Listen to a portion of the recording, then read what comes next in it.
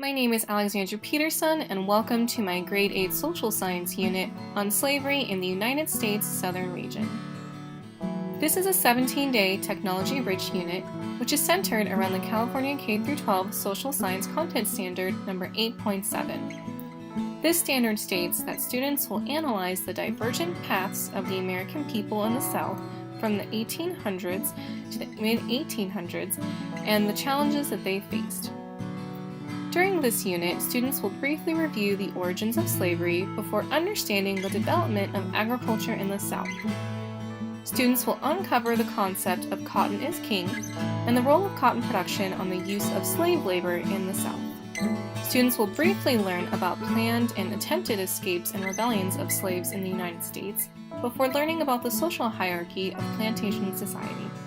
At the end of the unit, students will compare the lifestyles of blacks in the North to the lifestyles of blacks living in the South, and they will decide which area was safest for both free and enslaved Africans. Given that there are no Common Core standards for social science, this unit has incorporated English Language Arts Common Core standards. Students will participate in reading, annotating, and analyzing informational texts, including primary and secondary sources. Students will practice their public speaking skills and ability to articulate their thoughts out loud, using correct grammar, vocabulary, conjugations, and present and past tense. For this unit, I created activities that will allow students to produce their own knowledge using technology. Of the various technologies in this unit, I focused on students gaining mastery of Google Docs, Google Keep, Evernote, Padlet, Canva, and Google Earth Pro Tour.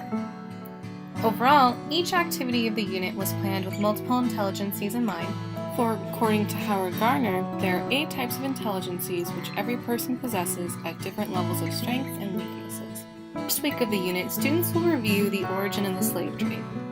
Students will study the anatomy of slave ships to learn how slaves were treated more as property than as people. Students are given an infographic, a visual that uses images and minimal text to examine the different compartments of a slave ship and how slaves were stacked. While visual learners will enjoy the imagery of the infographic, to engage my intrapersonal and interpersonal learners, I had students participate in an online class discussion using Padlet.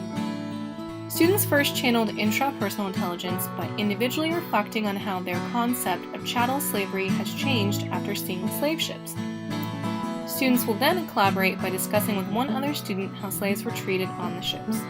Students will then be given a video and an article to gather information from about social classes in the South.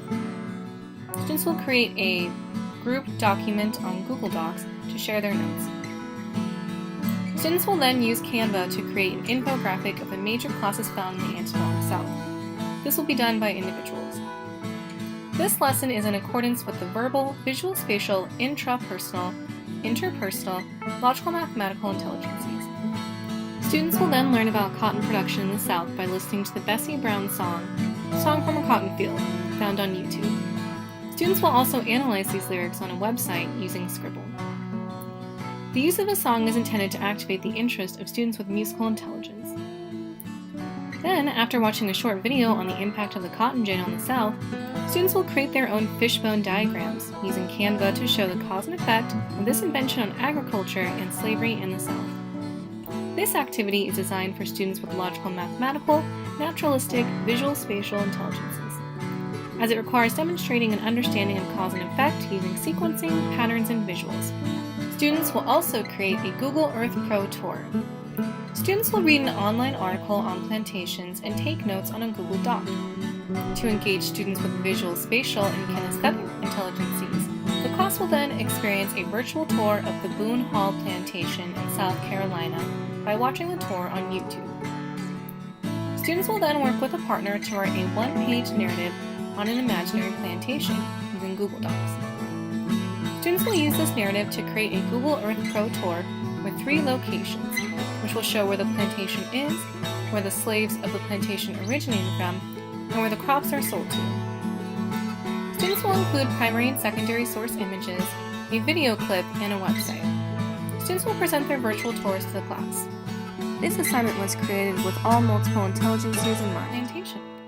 Students will be assigned to read and analyze one slave narrative from a database. Students will then create their own digital poster using Google Docs. This poster will include a collage, a background song, and an audio recording of the student's explanation of the main points of the slave narrative. Students will use QuickTime to record their audio summaries, and the website Be Funky to create a digital collage, while the song will be hidden on the collage using a QR code that students will access on their phones using a QR code scanner. The class will then complete a gallery walk of the posters. This activity is intended to engage students with all intelligences, as it includes moments of self-reflection, collaboration, the incorporation of visuals and music into the posters, as well as a kinesthetic aspect of the gallery walk. For the final project, students will complete research on primary and secondary sources in order to support their argument as to whether they would want to live in the North or in the South as a slave. Students will be given the option to work alone on a 5-paragraph persuasive essay, or work in groups of 4 to create either a Google Earth Pro Tour, a blog using Blogger, or a multimedia presentation using iMovie and QuickTime. All students will need to use 3 primary sources, 3 secondary sources, include at least 1 image, and present their final products to the class. The essay is intended for those with strong verbal and intrapersonal intelligences, while the group projects will appeal to all other intelligences. Having learned about the theory of multiple intelligence and having learned about various educational technology tools, this course has prepared me to improve my future unit and lesson planning, because now I am aware that I need to incorporate multiple intelligences per day of instruction. Using my new foundation of planning using technology multiple intelligences in mind, my students will now actively learn about social science content as opposed to simply reading from a textbook.